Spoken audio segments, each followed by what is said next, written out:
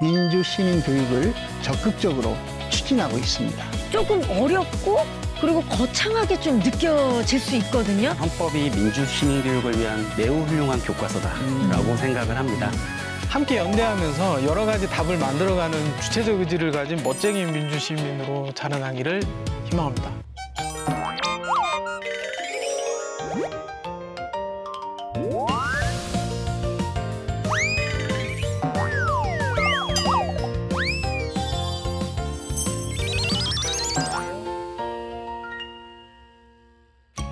네, 안녕하세요. 교육의 진심 박경림입니다. 반갑습니다.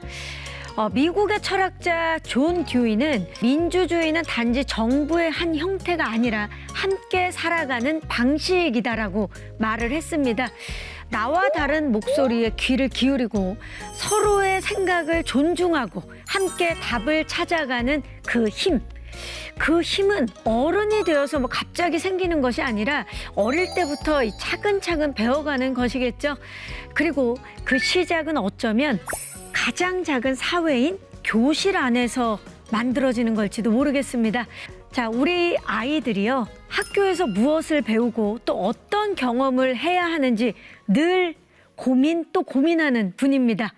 교육에 대한 아주 뜨거운 진심을 가진 분이시죠. 최교진 교육부 장관님 모셨습니다. 안녕하세요, 장관님. 네, 안녕하세요. 네. 반갑습니다. 반갑습니다. 네. 인사 좀 부탁드릴까요? 네, 안녕하세요. 교육부 장관 최교진입니다. 다들 대한민국 교육에 대해서 관심도 많으시고 걱정도 많으신데 국민들이 믿고 우리 아이들이 하루하루 바르게 성장할 수 있는 학교를 위해서 함께 애쓰고 있다는 말씀 드리겠습니다. 반갑습니다. 네. 특히나 장관님께서 그런 마음을 갖고 계시기 때문에 오늘 어떤 이야기를 나누게 될지 무척 궁금합니다. 오늘 주제를 좀 말씀해 주실까요? 네. 최근 우리 사회의 갈등과 대립이 점점 더 중요한 문제로 다루어지고 있잖아요. 이에 따라서 학교에서부터 우리 학생들이 서로 존중하면서 더불어 살아갈 수 있는 그런 민주 시민으로 길러내야 한다. 이런 요구가 점점 커지고 있지요. 이런 맥락에서 우리 정부도 시민교육 강화로 전인적인 역량 함양이라고 국정과제를 두고 있거든요. 교육부는 여기에 맞춰서 민주시민교육을 적극적으로 추진하고 있습니다. 내 취향이 가장 중요한 시대. 과연 우리는 혼자서 완벽할 수 있을까요? 우리는 복잡한 현실 속에서 다른 생각이 부딪히는 경험을 끊임없이 마주합니다. 더 나은 선택을 위해 함께 의견을 나누고 조율해야 하는 순간이 점점 많아지고 있는 건데요. 제때 이견을 조율하지 못한다면 우리는 연간 수백조 원에 달하는 사회적 갈등 비용을 치러야 합니다. 반대로 사회적 신뢰를 회복한다면 어떨까요? 타인을 향한 존중과 신뢰도가 높은 국가일수록 경제적 성장은 물론 위기를 극복하는 힘도 커집니다. 결국 다름을 조율하는 능력이 우리 사회의 가장 큰 경쟁력이 된 건데요. 그리고 그 힘은 거창한 곳이 아닌 교실이라는 작은 사회에서 시작됩니다. 함께 살아가는 법을 배우는 시간. 지금 교실에서는 어떤 배움이 이루어지고 있을까요? 자, 우리 아이들의 오늘과 미래를 함께 준비하는 민주 시민 교육. 이 주제를 더 깊이 이야기 나누기 위해서 오늘 또 모신 분들이 계시죠? 함께 인사 나눠보도록 하겠습니다. 안녕하세요. 안녕하세요. 반갑습니다. 네, 반갑습니다. 어서 오세요. 네. 네, 반갑습니다. 자, 한 분씩 인사 부탁드릴까요? 예, 안녕하십니까. 반갑습니다. 저는 한국교원대학교에서 민주주의와 교육과 민주주의에 대해서 고민하고 연구하고 가르치고 있는 김원석이라고 합니다. 반갑습니다. 경기도 용인 솔빛 초중통합학교에서 수석교사로 근무하고 있는 장경훈입니다. 자, 그럼 이제부터 본격적으로 민주시민 교육에 대해서 깊은 이야기를 나눠보도록 하겠습니다.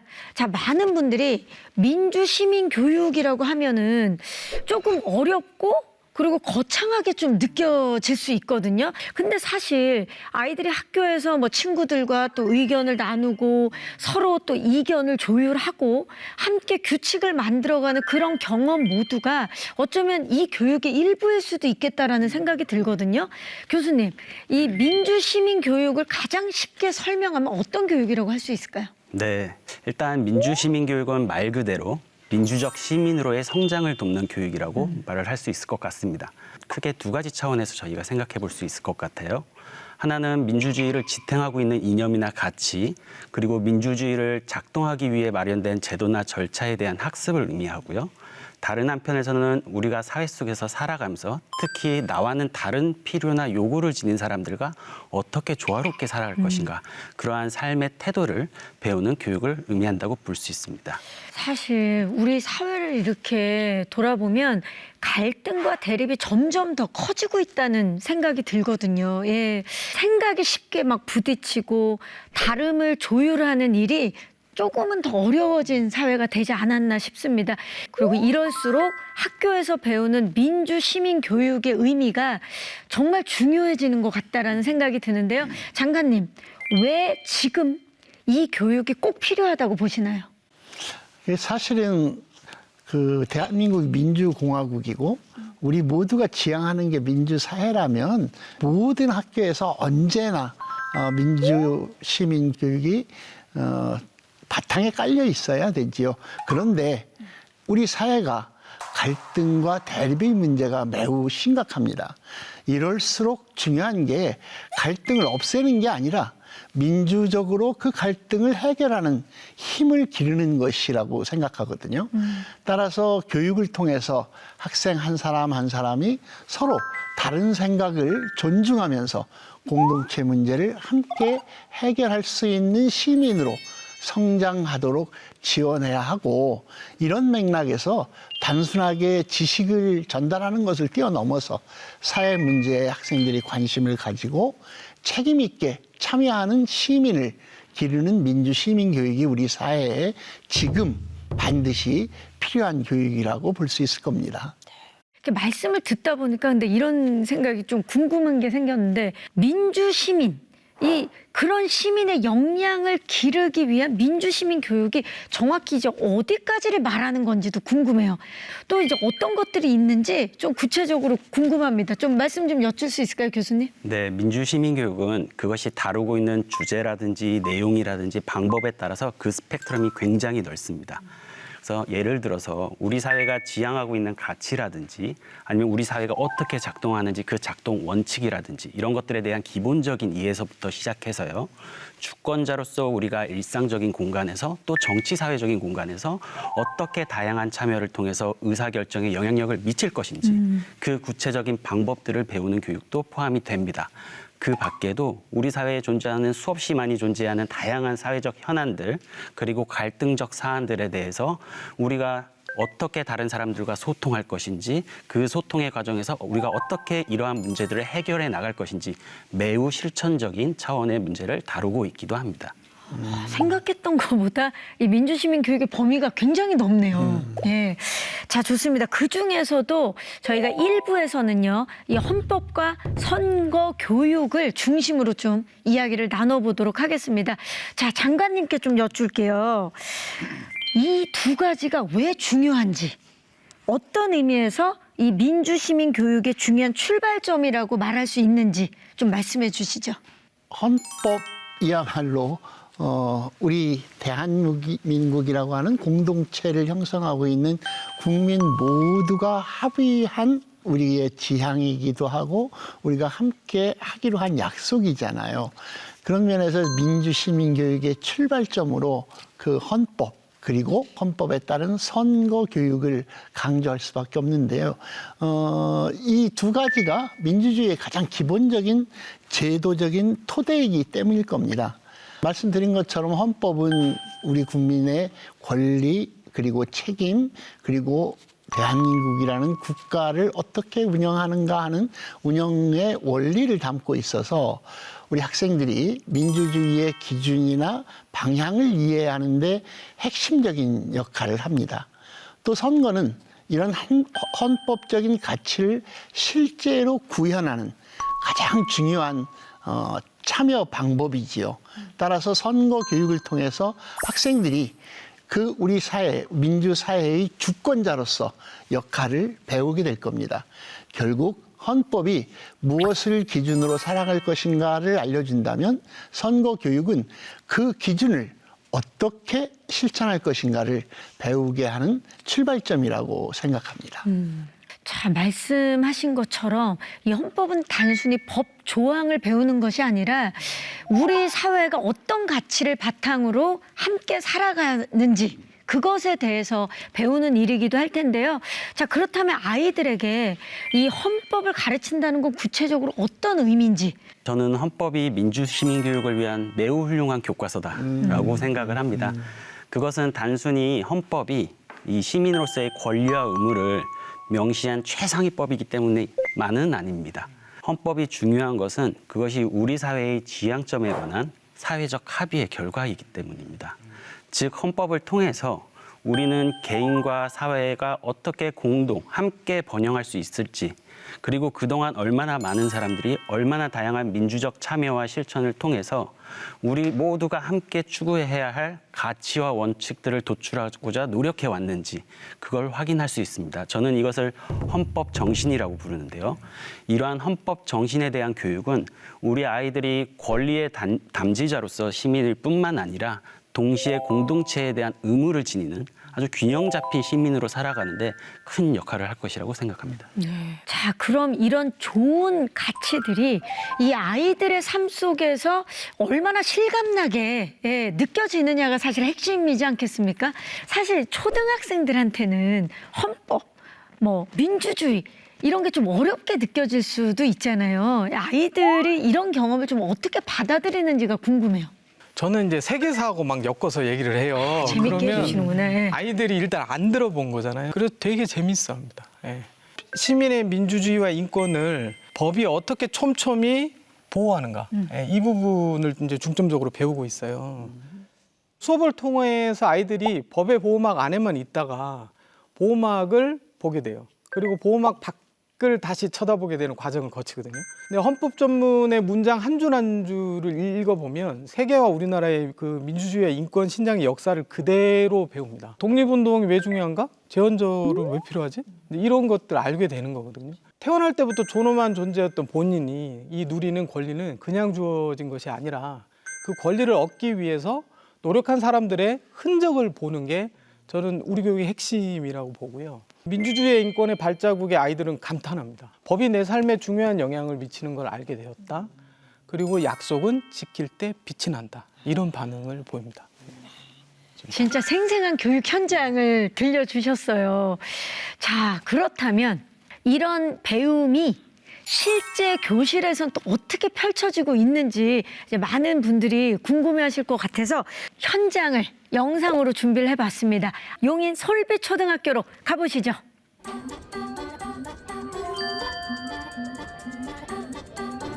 지금 여러분들 지금 표정이 아주 안 좋아졌어요. 절규예요. 밥을 못 먹어 굶어서 살이 빠질 것 같아요. 스트레스를 더 받을 것 같아요. 친구들한테 놀림받을 것 같아요. 갑작스러운 선생님의 공지사항. 급식 중단, 토요일 등교, 시험 점수 전체 공개까지. 아이들을 심각하게 만든 이 가정통신문의 정체는 대체 뭔가요? 우리 사회에는 가장 중요한 가치들을 모아놓은 법이 있어요. 그게 이제 헌법이죠. 헌법 같은 경우는 이제 어른들이 이거는 양보할 수 없어라는 사회적 약속이라는 거예요. 근데 이 사회적 약속을 누가 만드는가에 대한 고민을 아이들이 해볼 필요가 있지 않을까 이 생각을 먼저 했고요. 그랬을 때 가장 쉽게 다가오는 게 가정통신문이에요. 가정통신문을 통해서 말도 안 되는 이제 약속이나 규칙이 막 생긴 거죠. 아이들은 동의한 적이 없죠. 그런데 그런 규칙들이 제공되었을 때 아이들은 어떻게 반응해야 하는가 굉장히 낯설 거예요. 근데 그 낯섦 속에서 이러한 약속들이 어떻게 생겨나는가, 약속은 어떻게 지켜져야 하는가, 이 부분들에 대한 진지한 고민들을 하지 않을까 이렇게 생각해서 이렇게 기획했습니다. 사회적 약속과 법에 대한 토론 수업이 시작됐습니다. 어른들에게도 쉽지 않은 주제인데 과연 잘 따라와 줄까요? 일단은 이렇게 학생들도 힘들겠지만 도시락을 싸는 엄마 입장에서 엄마도 짜증나지 않을까? 자신의 권리를 지키기 위해 학생들은 깊은 고민에 빠졌는데요. 급식 중단, 토요일 등교, 시험 점수 전체 공개까지. 왜 옳지 않은 규칙인지 아이들이 펼칠 논리는 과연 무엇일까요? 내일부터 도시락 싸우기를 하면 몸에 좋지 않고 영양가 없는 음식을 먹는다면 몸이 아파지거나 병이 들고 살이 찌고 건강에 좋지 않습니다. 원치 않은 비교가 되고 스트레스, 왕따, 따돌림이 생길 수 있습니다. 시험 점수를 복도에 게시하면은 자신감은 떨어지고 수치심은 올라가가지고 등교 거부 및 스트레스로 인한 우울증이 옵니다. 각자의 생각을 말해보며 법과 규칙의 진정한 의미를 찾아가고 있습니다. 그렇다면 이 법들은 우리 사회에서 어떻게 얽혀 있을까요? 머리로 이해한 헌법의 가치를 직접 몸으로 느껴볼 차례입니다. 바로 굵은 털실을 이용한 인권 실득인데요. 여러 법률이 필요한 이유에 대해서 그물을 만들어 보며 이해하는 활동입니다. 조심. 네, 올려봐. 여기 아래로 들어가. 그죠? 약간 팽팽하게 잡아볼게요. 자, 인권 실뜨기를 완성해봤죠. 그죠? 지금 보니까 촘촘하죠? 네. 만약에 여기에 우리를 위협하는 물건들이 오더라도 우리가 이렇게 촘촘하게 서로 연결된 우리 마음으로 잡고 있다면 여기를 침해해서 우리의 인권을 막 함부로 하고 그러기가 되게 어렵겠죠. 네. 예. 만약에 한두 사람이 이거를 만들고 한두 사람이 지키면 이게 될까? 아니요. 네, 아니라는 거예요. 그리고 법이 있다고 안심하면 될까요? 아니요. 네, 아닙니다. 우리 이 인권을 지킨다는 것은 여러 사람의 노력이 필요해요. 그리고 이렇게 팽팽한 긴장감이 있어요. 네. 여러 법률이 모여 촘촘하게 완성된 인권의 그물망. 이 생생한 깨달음이 교실을 넘어 우리 교육 전반으로 퍼져나가야 한다고 강조하는데요. 인권을 한 학기에 2시간 공부한다고 인권 교육이 될까요? 이렇게 물 한 잔 주는 교육이 아니라 교육과정을 통해서 국어에서 민주주의를 말하고 수학에서 인권을 말하는 물결이 되는 교육이 되어야 한다고 저는 생각합니다. 어릴 때일수록 이 체화되는 게 되게 빨라요. 그래서 어른이 되면 이제 우리가 보통 편견, 선입견이라고 하죠. 이런 것들이 많이 개입되면서 삶으로 받아들이는 게 되게 어려워합니다. 어릴 때 함께 살아가는 거 이런 것들을 배우면 그게 내재화돼서 자기 삶을 결정하는 데 중요한 역할을 한다고 봐요. 교실에서 내디딘 민주시민으로서의 의미 있는 첫걸음. 이 작고 소중한 연습이 우리 사회를 더 단단하고 따뜻하게 만들 수 있기를 기대하겠습니다.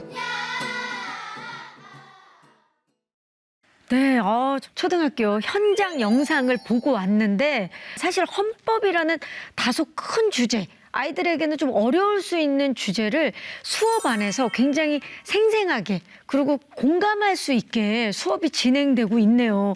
자, 장관님 어떤 점이 가장 인상적이셨어요?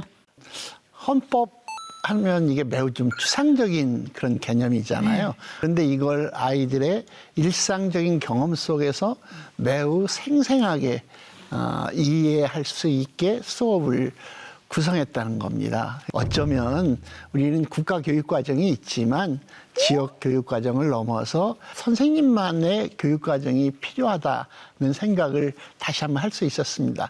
그리고 가짜 가정통신문이라는 이런 상황을 통해서 학생들이 자연스럽게 자기 자신의 생각을 표현하고 또 질문도 하고 이러면서 인권의 필요성, 법의 필요성 이것을 다들 깨닫게 하고 특히 토론과 활동을 통해서 법이 왜 필요한지 헌법이 우리를 어떻게 보호하는지를 머리가 아니라 경험으로 이해하게 하는 점이 매우 인상적이었습니다. 이 수업처럼 우리 아이들이 스스로 생각하고 참여하면서 배우는 이런 수업이야말로 민주 시민교육이 나아가야 할 방향이라고 생각합니다. 자, 결국 이 헌법이라는 건 뭐 아이들이 권리만 배우는 게 아니라 함께 사회를 운영하는 방법을 배우는 것이라는 걸 영상을 보면서 다시 한번 느꼈습니다. 자, 그런 의미에서 보면 선거에 대한 교육도 자연스럽게 필요하지 않을까 싶은데 수 석사님 어떻게 생각하세요? 그런 의미에서 보면 이제 선거에 대한 이제 자연스러운 접근이 필요하잖아요. 제 그 딸아이가 고등학생이었던 시절에 총선이 치러졌어요. 학생들이 어느 정당인지를 가린 채 정당의 강령을 찾아 읽고요. 토론하면서 자신은 어떤 근거로 이 정당을 지지한다. 이런 대화를 나누었던 기억이 들거든요. 그게 주권자 교육이에요, 그게. 근데 학교 교육은 이래야 하지 않을까요? 그래서 민주주의 꽃이라는 선거를 제대로 교육해야 하지 않을까 이런 생각을 해봤었습니다. 학생들이 학교 안에서 뭐 직접 의견을 내고 결정하고 실천해보는 학생 자치 활동도 이 민주시민 교육에서 굉장히 중요한 경험이 될 텐데요. 학생 자치는 이 아이들에게 어떤 시민의 힘을 길러준다고 보시는지 장관님께 여쭐게요. 네, 그 학생 자치라는 게 결국은 학생들이 민주적인 의사결정 과정을 통해서 스스로 학생들이 함께 책임져야 될 학급의 일 또는 학교의 일을 결정도 하고 그것을 실행하고 책임까지 지는 활동 전체를 말하는 거 아니겠어요? 결국 학생들이 이 민주주의를 직접 경험하는 매우 중요한 교육 과정이 아닌가 싶습니다. 학생들이 학교의 다양한 의사결정 과정과 지역사회의 문제 해결 과정에 직접 참여하는 그런 경험을 통해서 내가 속한 공동체에 대한 책임감과 참여의식을 자연스럽게 기르고 민주주의를 내재화하는 데 큰 힘이 될 거라고 생각합니다. 네. 사실 뭐 요즘 그 청소년들은 사회와 정치 이슈를 예전보다 훨씬 이제 가까이에서 받아들이고 있죠. 또 이제는 18세부터 투표에 참여할 수 있고요. 그리고 16세부터 정당 가입도 가능해지면서 우리 청소년들도 우리 사회의 중요한 구성원으로 점점 더 가까이 다가오고 있는데요. 그래서 또 필요하고 중요해진 것이 학교에서의 선거 교육이 아닐까 싶은데요. 교수님 어떻게 생각하십니까? 예, 맞습니다. 몇 해 전에 공직선거법이라든지 정당법이 개정이 되면서 청소년들의 정치 참여 기회가 대폭 확대되었습니다. 그쵸. 이제 우리에게 남은 것은 청소년들에게 주어진 그 정치적 권한을 청소년들이 잘 쓸 수 있도록 적극적으로 돕는 것입니다. 선거교육은 그 일환이 되겠죠. 특히 그동안 정치라는 것이 학교에서 충분히 다뤄지지 않았다라는 사실을 염두에 둔다면 선거교육은 더욱더욱 절실해진다고 볼 수 있습니다. 저는 민주주의의 꽃이라고 불리는 선거에 대한 교육이 그 출발점이자 아주 핵심이라고 생각을 합니다. 왜냐하면 선거를 통해서 우리는 선거 제도나 투표 방법에 대한 이해도 높일 수 있지만 더 나아가서 정당의 역할이라든지 시민사회단체의 역할이라든지 다양한 현안들에 대해서 다른 사람과 특히 나와 의견이 다른 사람들과 어떻게 의견을 나누고 조정해 갈 것인지 정치적 역량들을 학습할 수 있다는 점에서 선거교육이 너무나 절실하다 이렇게 말씀을 드릴 수 있을 것 같습니다. 장관님, 이런 변화에 맞서서 학교는 또 어떤 준비를 해야 하고 또 교육은 어떤 방향으로 흘러가야 한다고 생각하는지 궁금합니다. 우리 청소년들이 좀 이른 시기부터 사회와 정치의 주체로 참여하게 된 것이잖아요. 그렇죠. 그러면 학교 역시 여기에 맞는 준비가 필요할 겁니다. 무엇보다도 중요한 게 우리 학생들은 결코 단순한 지식을 배우는 게 아니라 실제로 정치 참여가 어떤 의미를 가지고 얼마나 중요한 일인가를 이해하고 책임 있는 주권자가 되도록 지원하는 준비를 학교가 해야 될 겁니다. 이를 위해서 학교에서는 선거 제도에 대한 이해뿐만 아니라 우리 선생님들의 정치적인 중립을 전제로 한 다양한 사회 현안과 정책을 균형 있게 바라보는 힘, 그리고 우리 학생들과 함께 토의 토론 수업을 활성화할 수 있도록 분위기도 준비가 돼야 될 테고 선생님들의 자신감도 그리고 그런 수업을 이끌어가기 위한 역량도 함께 갖추어야 될 겁니다. 이런 것을 통해서 우리 학생들이 미래의 유권자이고 사회의 다양한 문제를 이해하고 참여하는 건강한 시민으로 자라날 수 있을 것이라고 생각합니다. 네. 또 이쯤에서 이제 또 학부모분들께서도 이 어떠한 우려도 있을 수 있지 않겠습니까? 왜냐하면 이제 선거 교육이 필요하다는 데는 다 같이 공감을 하지만 이제 학교에서 선거 교육을 한다라고 했을 때 아무래도 이제 청소년들이다 보니까 조금 이제 조심스럽게 바라보는 시선이 있습니다. 이거 너무 정치적인 거 아니냐, 아니면 선생님들의 정치 성향이 아이들에게 이게 주입되는 거 아닐까, 이런 또 우려도 있을 수 있거든요. 오해도 할 수 있고. 실제 현장에서 이런 우려를 어떻게 넘어서고 있는지, 또 어떤 방향으로 교육이 이루어지고 있는지 궁금합니다. 정치 교육이 잘 이루어지고 있다는 독일의 예를 보면은 그 1976년에 이제 독일은 이게 법이 아니고요. 보이텔스 바흐 합의라는 걸 합니다. 약속이거든요. 근데 그 약속의 두 번째 원칙이 사회에서 일어나고 있는 그 극단적인 논쟁을 교실에 그대로 가져오라는 거예요. 예. 그래서 그걸 청소년들이 이야기하고 학생들이 자유롭게 A라는 의견, B라는 의견, C라는 의견을 다 습득하고요. 그 다음이 중요하죠. 네 생각이 뭐니를 물어봐요. 근데 요 교육이 되거든요. 그 공교육에서 책임지고 저는 가르쳐야 한다고 봅니다. 좀 선생님의 말씀을 듣고 보니까 학교에서의 선거 교육은 단지 투표 방법을 알려주는 데 그치는 것이 아니라 다양한 정보를 살펴보고, 그리고 우리 학생들, 우리 아이들이 스스로 판단하는 힘을 함께 길러가는 과정이라는 생각이 듭니다. 자, 그렇다면 우리 아이들에게 선거 교육을 할 때 특히 중요하게 길러줘야 할 힘은 무엇일까요, 교수님? 네, 선거 교육을 통해서 학생들이 어떤 후보가 좋은지 혹은 어떤 정책이 좋은지 학생들 스스로 그리고 비판적으로 판단하게 하는 것은 가장 기본적이면서도 중요한 선거 교육의 역할 가운데 하나라고 이야기 드릴 수 있을 것 같습니다. 헌법 교육이나 선거 교육이 이 학교 안에서 제대로 자리를 잡으려면 좋은 취지도 물론 중요하지만 현장에서 또 바로 활용할 수 있는 수업 자료나 아니면 우리 교사 지원도 굉장히 중요하지 않을까라는 생각이 듭니다. 실제로 이제 학교 현장에 어떤 지원이 있을 때 이 헌법 교육이 더 잘 살아날 수 있을까요? 유럽 평유의 예를 들어보면요. 거기는 이제 인권 나침판이라는 자료를 온오프라인으로 이렇게 제공을 합니다. 모든 이제 수업자들에게. 근데 그거 보면 몇십 년에 걸쳐서 꾸준히 자료를 구축해요. 그리고 누구나 쉽게 사용할 수 있도록 제공하면서도요. 계속 보완해서 수준을 높입니다.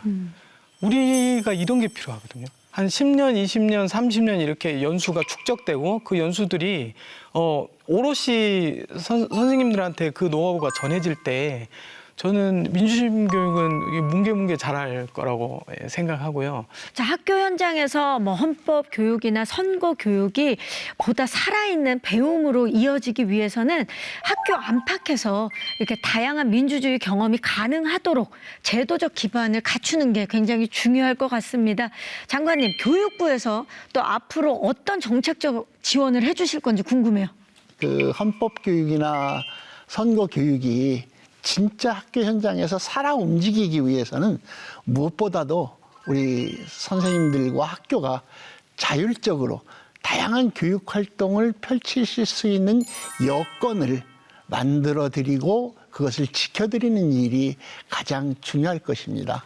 교육부에서는 그래서 이제 사회 문제에 대한 토의 토론 중심 수업이 활발하게 이루어질 수 있게 교수학습의 원칙을 마련해서 법제화하는 일, 뭐 이런 다양한 제도적 기반을 마련하고 우리 선생님들이 전문성을 발휘할 수 있도록 또 지원하는 일도 계속 할 겁니다. 또 학교의 다양한 교육 활동 전반에서 헌법 교육과 학생 자치 활동 이런 것을 중점 운영하는 민주 시민 교육 선도 학교를 한번 좀 지정해서 직접 운영해 가지고 거기서 나타나는 다양한 우수한 그 사례 교육 모델 이런 것을 발굴해서 전국에 확산해 나가도록 다시는 학교 현장에서 민주 시민 교육 중단되는 일이 없도록 계속 뒷받침해 나가겠습니다. 네. 자, 결국 헌법 교육과 선거 교육은 아이들에게 민주주의를 설명하는 것을 넘어서 직접 경험하고 살아보게 하는 과정이라는 생각이 듭니다. 자, 교수님. 1부를 마무리하면서 이 교육이 우리 아이들에게 왜 중요한지 한 말씀 좀 정리해 주시죠. 네, 우리 아이들에게도 중요하고 우리 사회에도 너무나 중요한 교육이라고 생각을 합니다. 민주주의라는 것은 민주주의자, 즉 민주적 시민 없이는 지속될 수도 없고 더 앞으로 발전할 수도 없습니다. 그런데 이 민주적 시민에게 필요한 역량이라는 것이 우리가 태어날 때부터 저절로 갖고 태어나는 것이 아니라 많은 노력을 통해서 길러져야만 하는 것입니다. 이런 점에서 보면 민주적 시민으로의 성숙을 돕는 이러한 민주시민 교육은 어쩌면 선택이 아니라 필수라고 생각을 합니다. 네, 감사합니다. 선생님으로서 우리 아이들에게 꼭 길러주고 싶은 민주시민 역량이 무엇인지 마지막으로 말씀 부탁드립니다. 네, 교육의 미래는 정답이 없어요. 그 기성세대들도 잘 몰라요. 함께 연대하면서 여러 가지 답을 만들어가는 주체적 의지를 가진 멋쟁이 민주시민으로 자라나기를 희망합니다. 자, 민주시민 교육은 단순히 지식을 배우는 게 아니라 서로를 존중하는 시민의 태도를 기르는 일이라는 생각이 듭니다. 자, 그리고 또 오늘날 민주시민 교육은 교실 안을 넘어서 우리가 살아갈 미래 사회 문제들과도 깊이 연결되어 있을 텐데요. 2부에서는요, 그 시야를 조금 더 넓혀보도록 하겠습니다. 함께 해주셔서 고맙습니다.